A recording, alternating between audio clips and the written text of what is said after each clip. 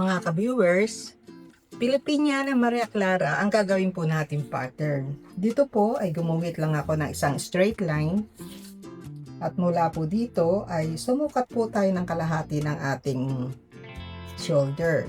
8.5 po at yung ating back neck ay 4 inches. Mababa po yung balikat ng gagawin nating pattern, kaya sumukat po ako, nag-down po ako ng 1 3/4. At mula po dun sa sinukat natin na 1 3/4 ay i-connect po natin yung ating back neckline para sa ating back shoulder. At mula po rito sa ating back shoulder ay magbaba naman po tayo ng 1 inch. Ito na po ang ating magiging front shoulder. Katulad po na aming ginagawa ay pinofold po namin to at tinatapat po namin dito sa front shoulder para kapag atin pong tinabas, tinahi ay tapat-tapat po at lapat po, maganda po yung fitting ng ating damit. Mula po sa gitna nito ay sumukat naman po tayo ng kalahati ng ating armhole. 9.5 po. Hindi na po tayo kukuha ng front figure dahil wala po itong dart. Diretso na po tayo sa ating blouse length. 20 inches po.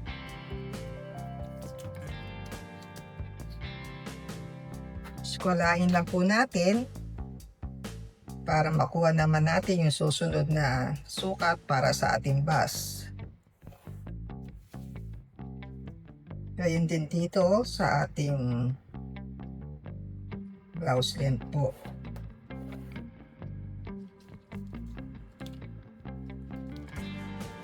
Mula po rito sa sukat ng armhole ay kunin naman natin po yung 1/4 ng ating bust.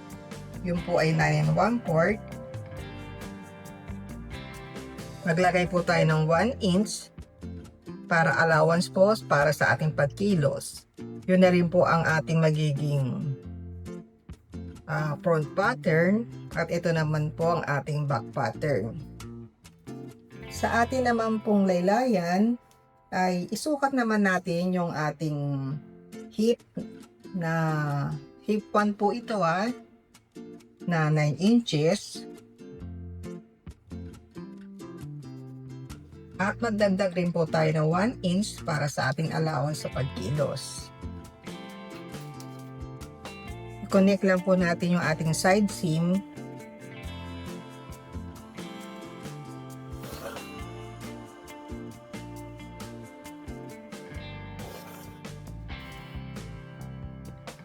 Dito po, pwede kayong maglagay, pwede pong hindi.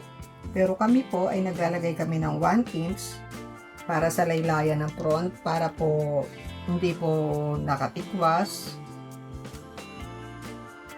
Para maganda po yung lapat po dun sa harapan.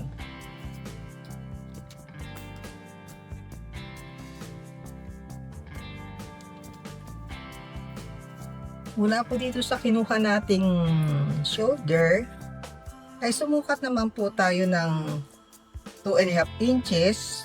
Papaloob po to. Dahil ito na po ang magiging shoulder natin. At mula po dito,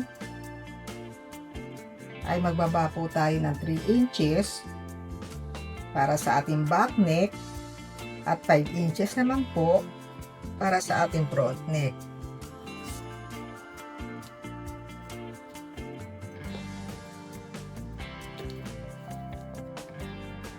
Ito na po yung ating back neck. I-connect lang po natin.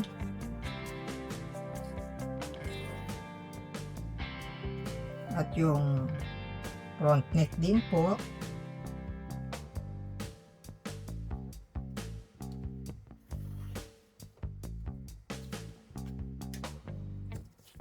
Dito po, mula pa rin dito sa front shoulder at dito sa sukat ng ating armhole, ay hatiin lang po natin to o divide po natin to sa tatlo. Tupi lang natin po yung ating tape measure para makuha natin yung 1/3 po na sukat. At dito po, isukat po natin yung ating front chest, 7 inches.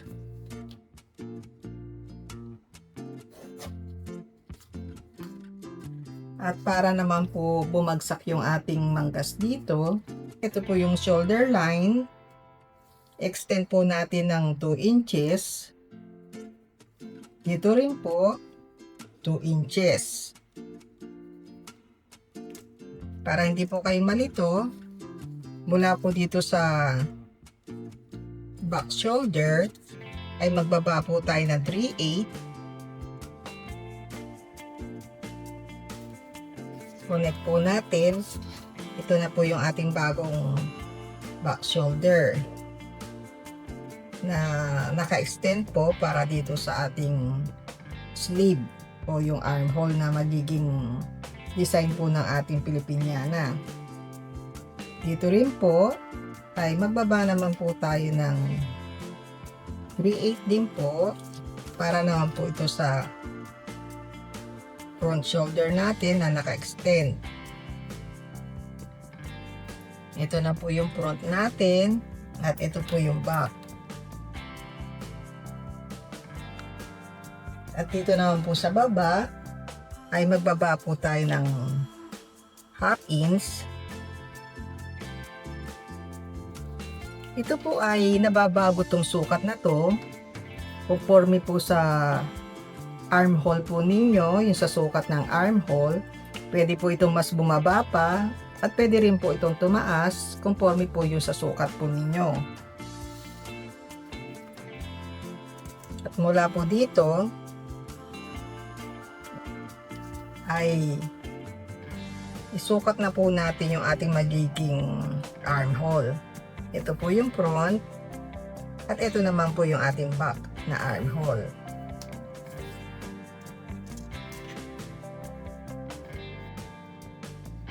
Connect lang po natin. Hanapan po natin ng magandang bilog o ng hugis. Pagdating po dito, nakita nyo may konting kanto, ay bilugin po ninyo para hindi po tumutusok. Gayon din po dito sa front. Para maganda po yung kurba. Ito na po yung front neckline. Ito po yung back neckline. Ngayon po, ito po ay folded. Paghihiwalayin naman po natin yung pattern ng back at yung pattern po ng likod.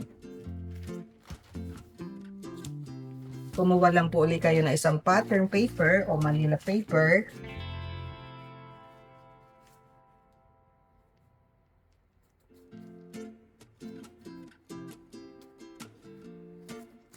Mas maganda po na ipinin nyo para hindi po kumikilos yung ating yung papel po, yung pattern po natin.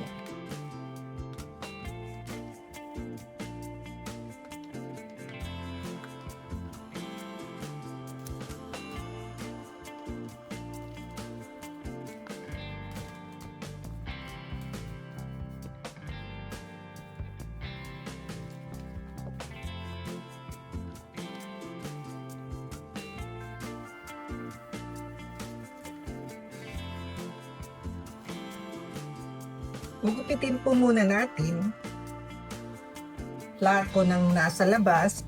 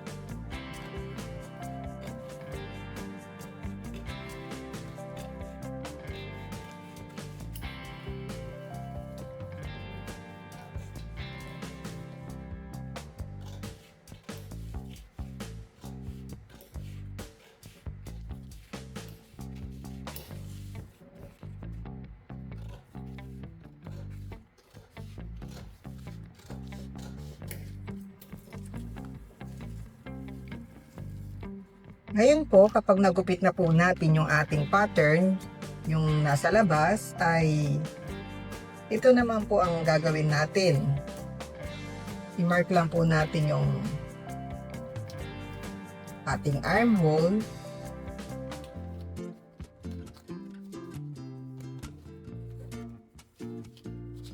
Yung ating back armhole.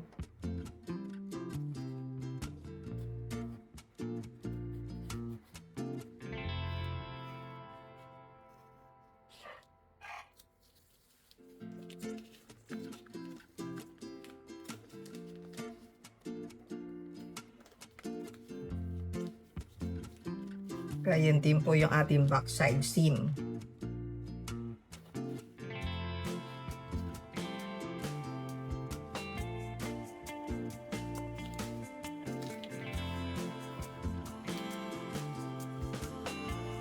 At yung ating pong laylayan.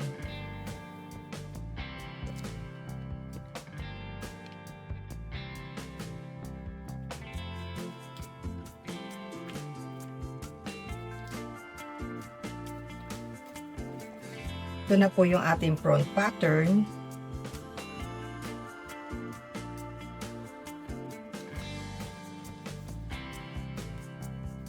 Ito po yung ating back pattern. Folded po ito.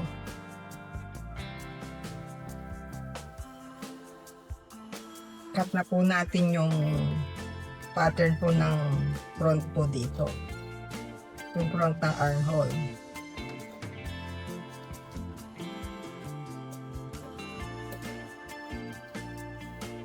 Ngayon din po, alsin na po natin yung ating front side seam.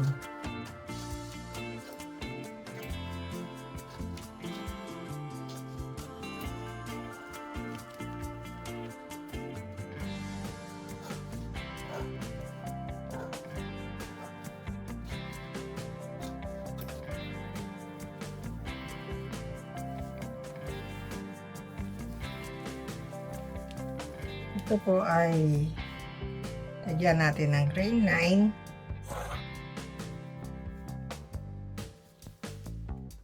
Cut 1 piece po.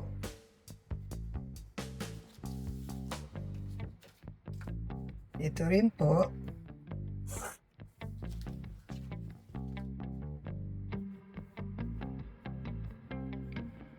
Cut 1 piece.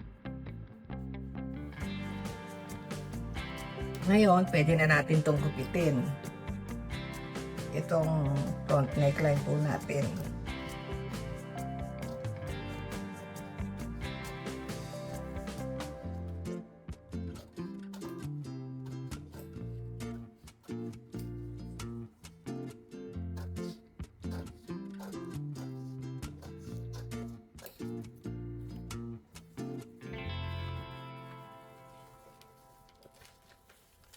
Yung atin naman pong sleeve ang ating isusunod. Para po sa pattern ng ating sleeve, kunin lang po ninyo ang length ng manggas po ninyo. Dito po sa amin ay 15 inches. Ngayon, yung lapad po nito o yung width ng ating manggas ay yung 9.5 po na armhole. Kung ang armhole po ninyo ay 19, dinivide po ninyo ito sa 2, ay magiging 9.5. Times 3 lang po ninyo, yun po ay 28.5 po. Kaya yung kabuuan po nito ay 28.5 inches po. Fold lang po ninyo ulit. Dito sa walang sulat. Mula po dito sa pinakaibabaw, ay sumukat po tayo dito ng 2 inches para po yung shearing natin ay medyo mabulga ng konti. May bulga lang ng konti lang po yun. At mula po dito ay yung cap height po natin to sa ating manggas ay yun po ang ating isukat. At yung kabuuan po nito ay 6 3/4 mula po rito. Ay ganun din po ang gawin ninyo dito sa kabila, 6 3/4 din po.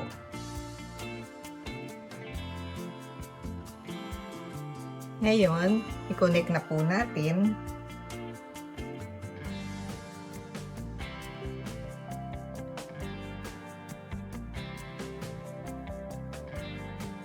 Mula po dito ay sumukat naman po tayo ng pabalik. Ito po ay 2 inches.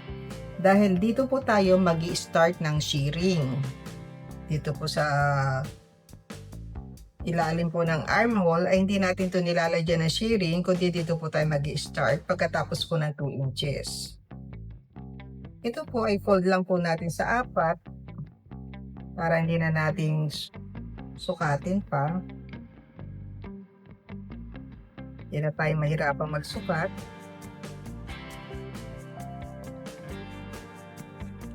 Mula po dito ay magtaas po tayo ng 1 inch.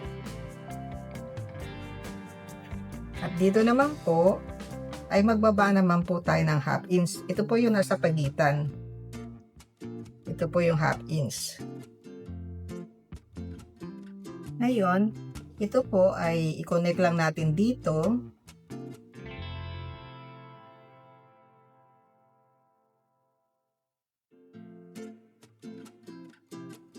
Pababa po. Hanggang dito po.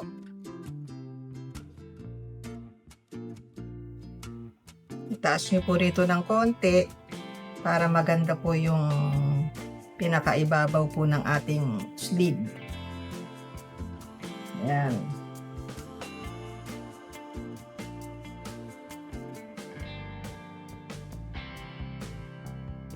Ito po yung ating pinaka-center ng ating sleeve.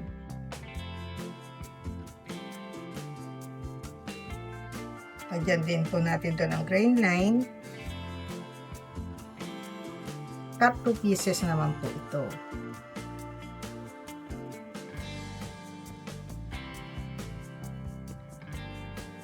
Ngayon, gagawa po tayo ng facing. Yung po kasing gagawin namin ay nakakabit yung lining dun sa ating pinaka-fabric. Kaya gagawa po tayo ng facing. Ito po yung folded. Sa folded po tayo.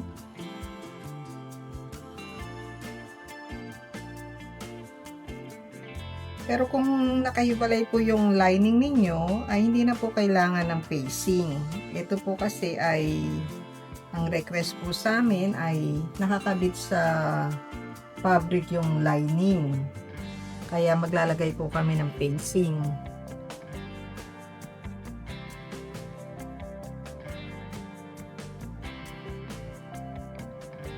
In-extend ko po ito hanggang dito sa may armhole.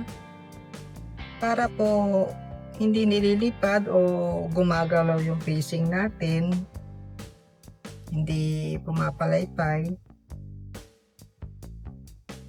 at maganda po yung lapat ng neckline po natin. Ito, folded. Ito po ay facing ng back pattern.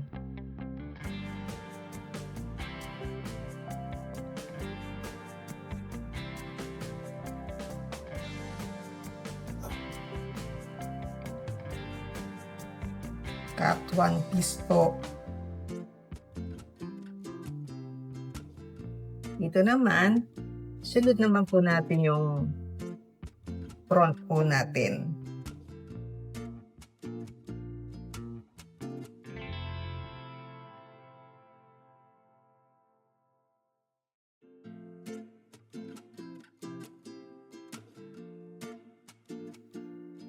Okay, facing ng front pattern.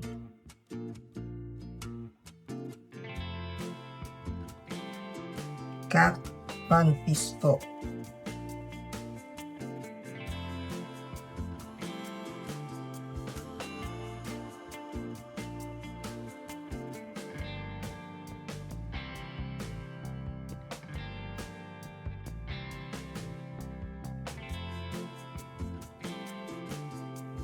Ang pattern po ng alampay natin ay kalahati lang po ang ating gagawin at ipo-fold naman po natin ito sa fabric. Ito po ay folded. At ang length po ng ating alampay ay 9.5.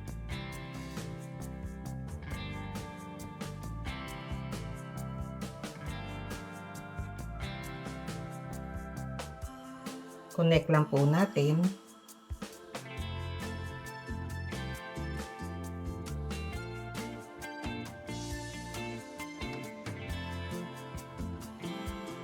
Gayon din po dito.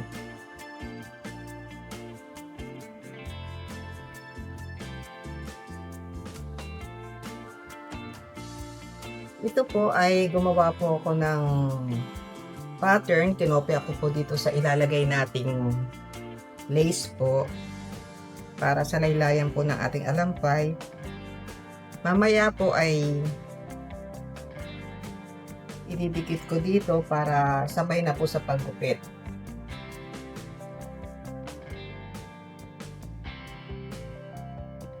Sa likod naman po, ito po yung harapan at ito po yung sa likod. Doon sa may neckline po natin. Ang gagawin naman po natin dito ay lalagyan po natin ng pleats. Folded po. Dito po ay sumukat tayo ng 1/2 inch. At 1 1/4 naman po doon sa kabila. Para yun po ang tupi natin.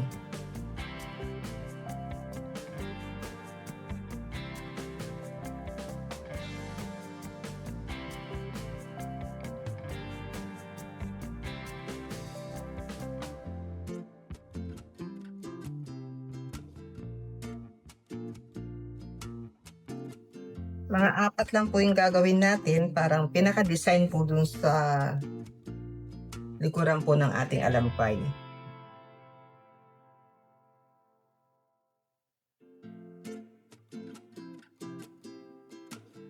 Pare-pareho rin po ang sukat. Ito po yung pangalawa. Pangatlo.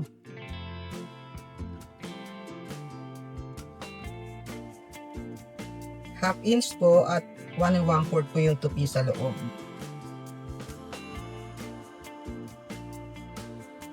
Half inch po yung nakalabas at yung tupi naman natin ay 1 1/4 inch po.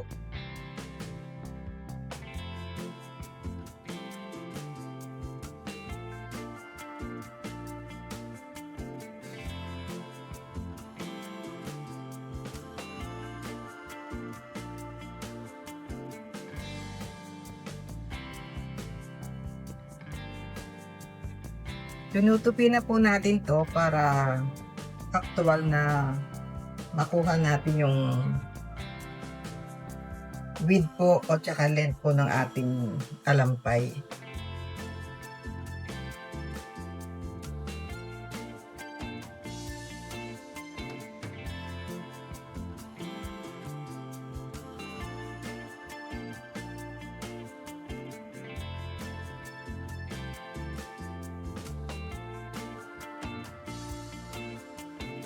Yung pinopya po natin sa lace ay saka po natin ipatong dito para sa paggupit.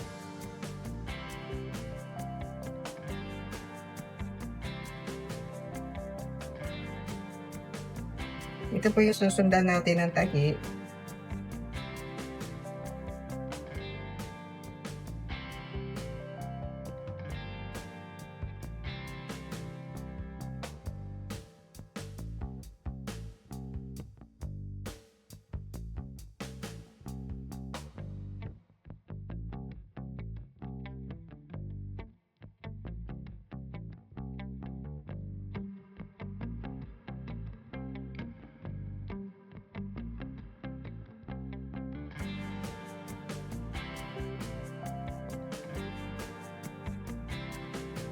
Ito po ay nakabayas. Pag kinat po to sa tela ay nakabayas po.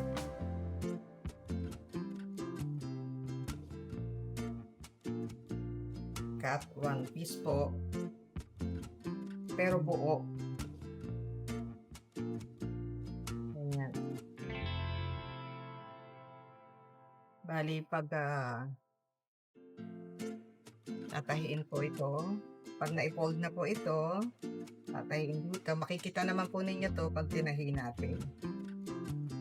Kompleto na po yung ating pattern, kaya pwede na po natin itong tabasin. Natabas ko na po ito. Nilagyan ko na rin po ng sewing allowance. Dito po ay naglagay kami ng 1/2 inch sa armhole din po at sa shoulder. Sa laylayan ay 1 inch po yung nilagay naming allowance. Mapapansin po ninyo na hindi ko pa ginupit yung ating neckline. Yun po ay para hindi po mawawala yung pagkabilog. Dahil ididikit po natin ito sa pinaka-fabric niya. Ibe-basting ko lang po ito o ira-run stitch at tuloy-tuloy na po natin itong tatahiin. Una po natin tatahiin ay itong ating balikat. Binasting ko na po ito para sakto po doon sa ating sukat at mas madali pong tahiin.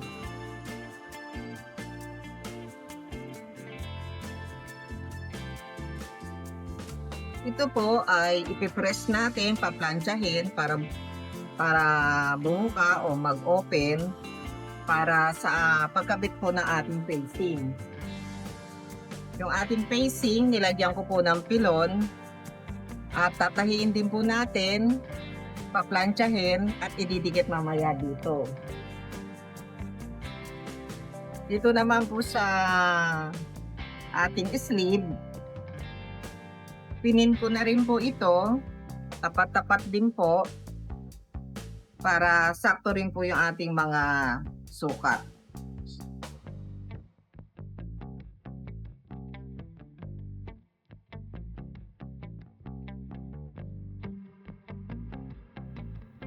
Pareho rin po yung gagawin natin sa kabilang sleeve, tatahian din po natin, i-edging at saka po natin paplansyahin. Dinikit ko na po itong facing. Ngayon, tatahiin ko lang po ito, i-islas at mamaya ay itatop stitch po naman natin. Binawasan ko na rin po itong allowance at ngayon tatahiin na po natin dito sa facing po yung 1/16.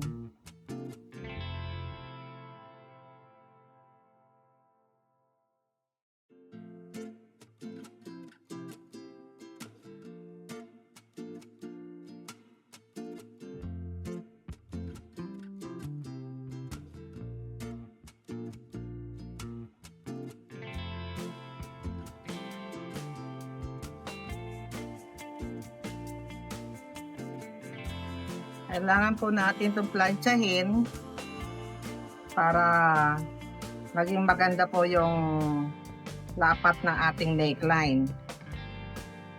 Paplansyahin po muna natin to dahil ilalapat na po natin dito yung ating facing sa armhole.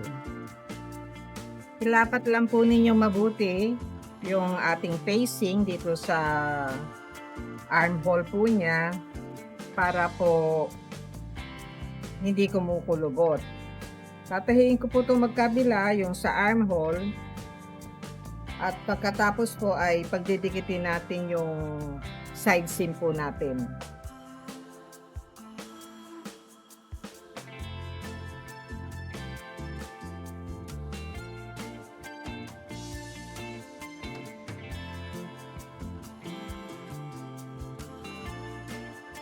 Unahin po natin itong ating fabric, pagkatapos po yung lining.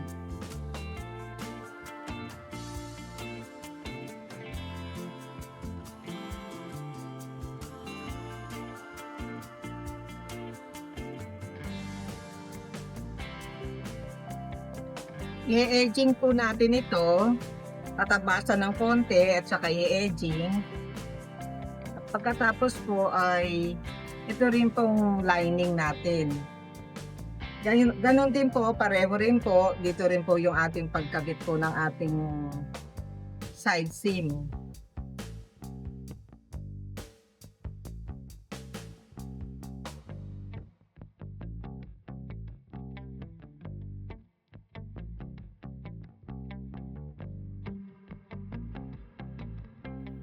Pareho rin po ang gagawin natin dito sa kabila. Imagine ko na rin po yung loob ng side seam pati dito sa lining.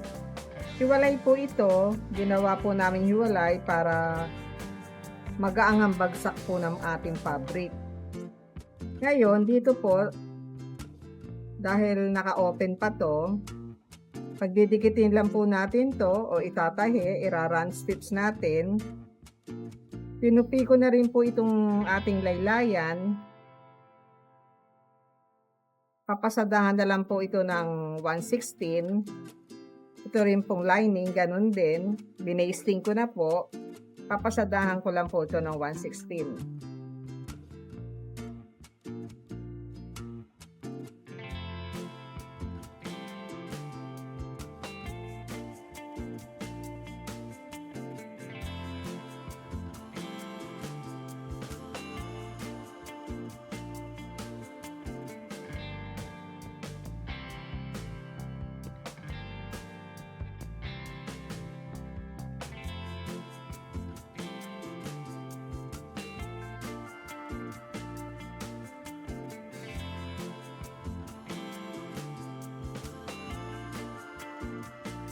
Yung ating sleeve naman yung ating gagawin.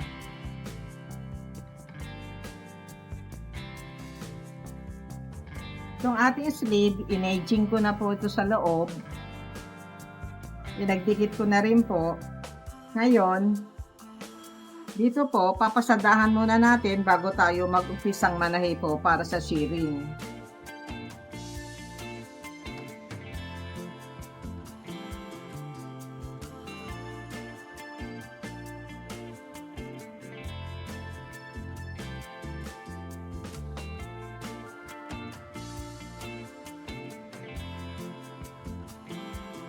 Lakihan lang po ninyo yung pagitan ng tahi po inyong makina,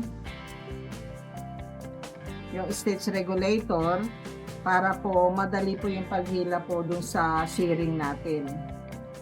Tatahian ko po ito ng 2 beses.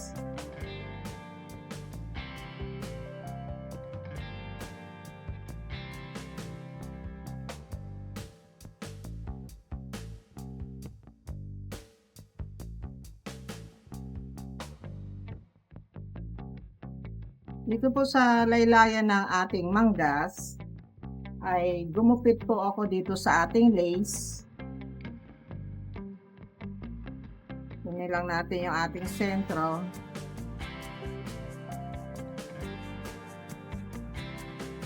Dito po ay ibe-basting ko lang.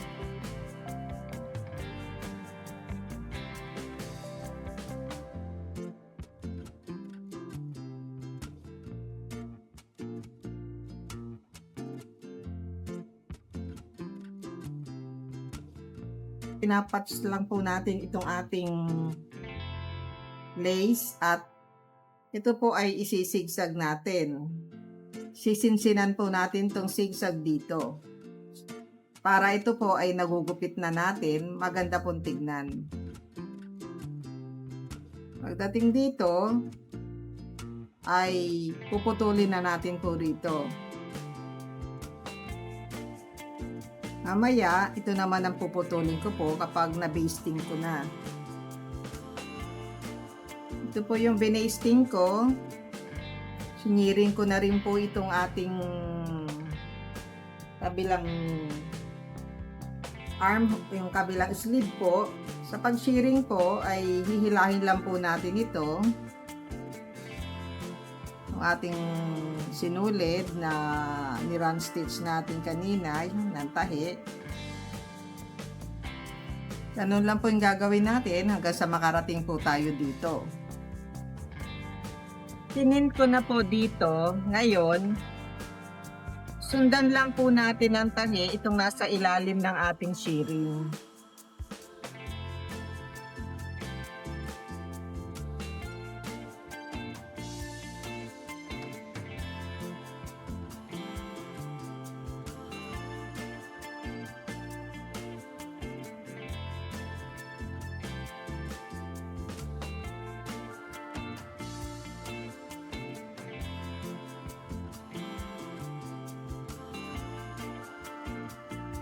Ito pong embroidery natin dito, yung pagtahi sa zigzag, ay sa huli na natin gagawin kasabay po nung ating alampay. Ito po, naikabit ko na yung ating manggas.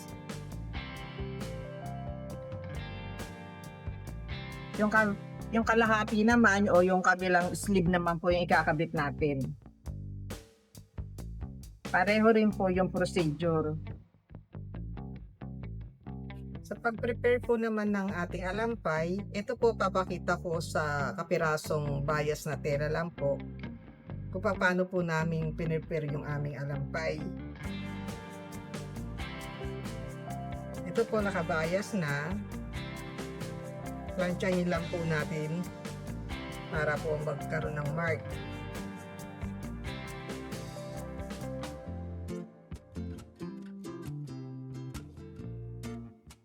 Hanggat maaari po ay yung selvage ng tela, ito po yung bias, ito po yung pinaka-selvage ng tela dito po. Pag ganyan ang plancha nyo para hindi po humihila.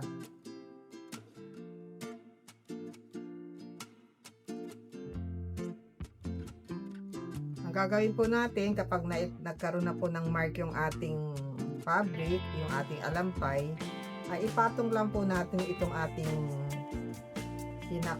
gagawin nating marker sa pleats po natin. Ipantay po natin dito.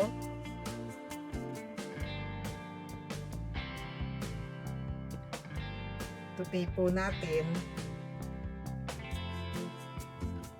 Saka po natin i-planchahin.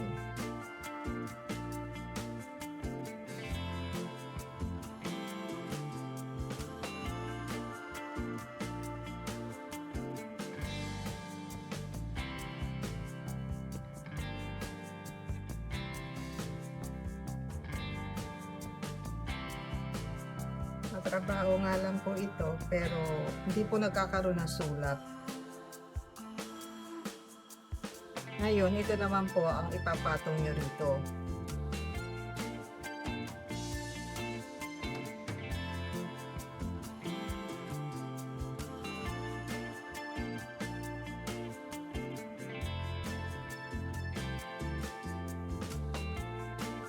Lutuin nyo lang po, hindi lang po masyadong mainit pa yung plancha. Pagkatapos po ay ganun uli ang susunod na gagawin.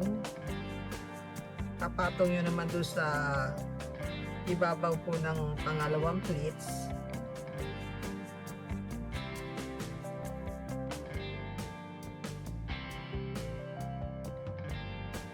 At i-press nyo uli o planchahin.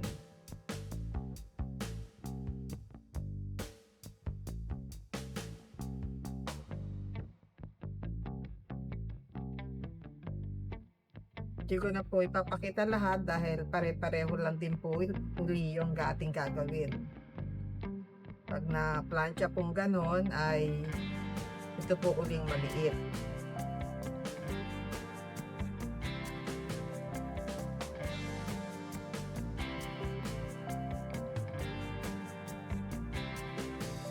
Ganyan po yung ating ginawang pleats para sa ating alampay po. Pagkatapos po ay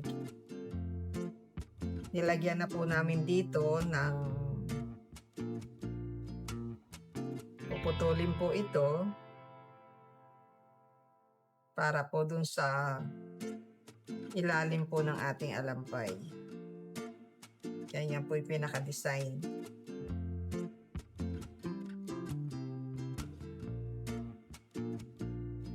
Natapos na po natin yung ating ginawang Pilipiniana na Maria Clara po ang design. Ngayon, ito pong ating alampay ay pwede naman natin po gawin na ganito po ang design kung nais po ninyo. Nagpapasalamat po kami sa aming mga subscriber na patuloy pong sumusubaybay sa aming channel. Sa mga ka-viewers po namin, iniimbita po namin kayo na mag-subscribe po. Maraming salamat po.